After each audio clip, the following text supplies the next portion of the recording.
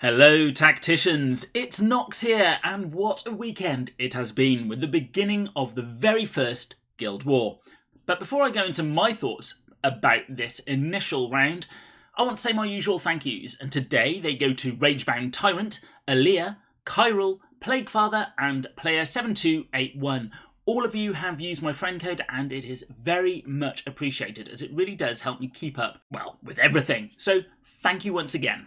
So hopefully you have had all the time you need to make your attacks. My guild certainly has, and we've opened it up for anyone who's got attacks left to actually try and do a little bit more.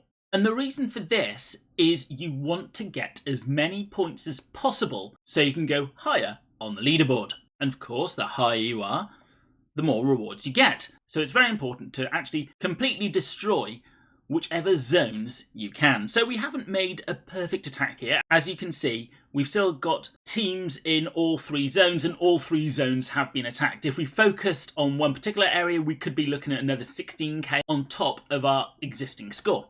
However, how has it gone? Well, first of all, let me give a shout out to Subjugation. They are higher than us in the guild raids, and you need to look at the numbers here to see that they have certainly given a very good fight. And if we go to our defences, you can see we've only got 4 defences left open.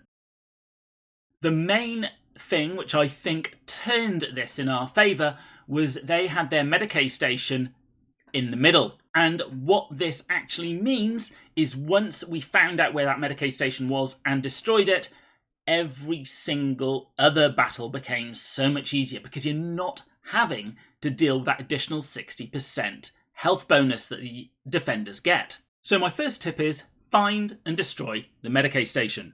Or if you want to look at it the other way, try and hide yours as best you can, and that's probably going to mean on the back row.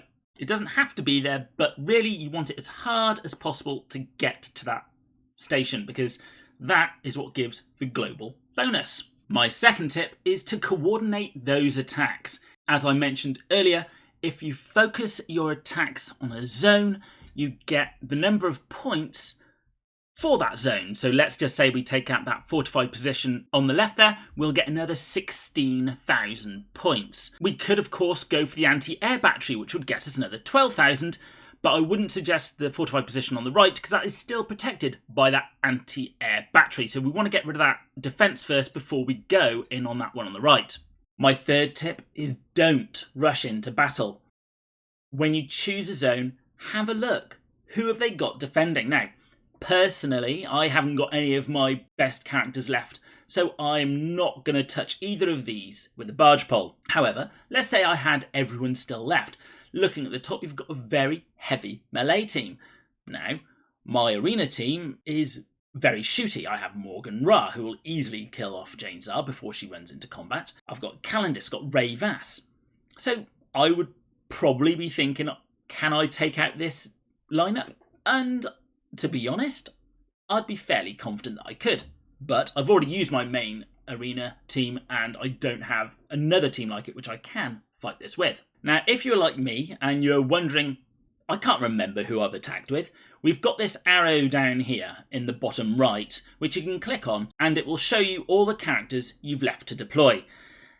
The downside is it doesn't show you their gear rating. Now, for me, it's fairly simple. I know pretty much all of mine are gold 1 and some I've got gold 2 and gold 3, but it's not ordered, so it makes it a bit trickier to know who you have. I would like to have this to be a searchable list which pops up so you can actually have a look.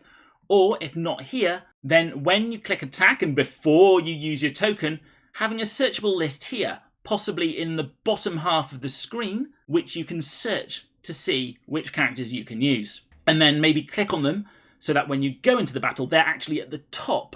So it's really easy to select the ones you want to use to fight the lineup. Looking at the overview, we can see how many war tokens we have left. And I'm wondering, was it a design decision to not show how many that the enemy has? Just to keep you guessing and keep you on your toes up until that final moment. Personally, I would like to see, so you can try and use your tokens as efficiently as possible. Maybe even having those tokens visible here as well.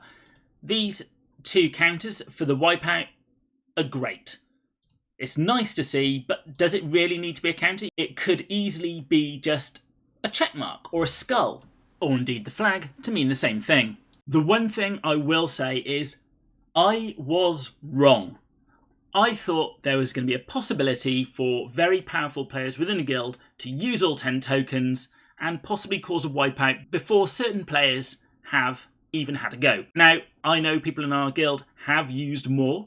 I myself used 6 attacks to wipe out 5 zones, and I've used an additional attack today to help start clearing up. And the reason for this is, and something I obviously didn't get, is the battles get harder and harder as you're starting to be restricted to less and less of your units who aren't necessarily as well geared as the others.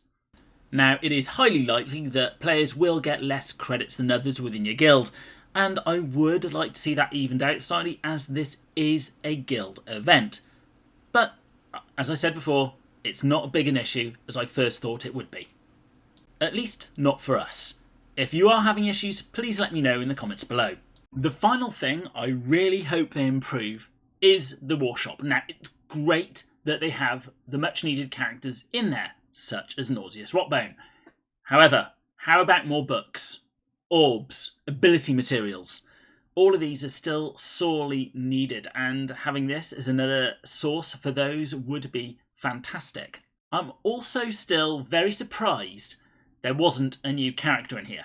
This would have been a great place for a new character to be, such as a new Dark Angel. They said that Dark Angels would be for special occasions, and what's more special than this? Overall, I've absolutely loved this first Guild War.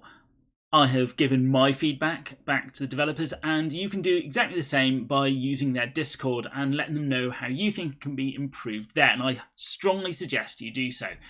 There are things they can do to improve it, and I really hope that they do, because this is fast becoming my favourite part of the game.